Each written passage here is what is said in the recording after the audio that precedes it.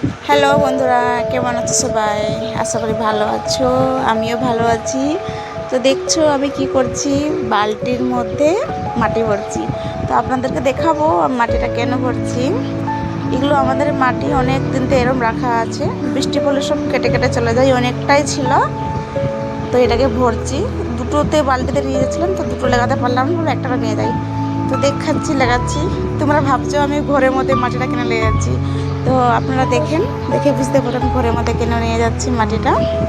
এখন উঠবো ছাদে, তো ছাদে উঠে যাচ্ছি। আমি ভিডিওর সঙ্গে সঙ্গে কাজও করি বন্ধুরা, অনেক কিছু কিছু আমার নিজের লোক আছে, শুধু আমার ভিডিওগুলো দেখতে পারে, আমার কাজগুলো দেখতে পারে না।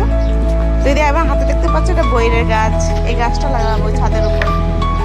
ছাদে একটা বড়টা মাটকার মতো আছে, ওই যে মাটকাটা, এখানে অনেকগুলো মাটি দিতে হবে।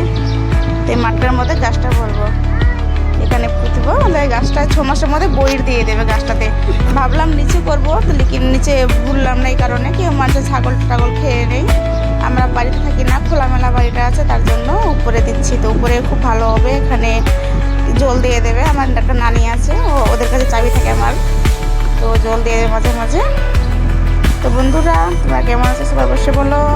আর আমার বোনকে আমি বোনকে বললাম আমি কি তুমি গাছটা লাগাও, তো বল বলছে না আমি যেন লাগাই, কারণ আমি যে কোনো গাছ লাগালে আমার হাতে গাছটা লেগে যায়, নষ্ট হয় না।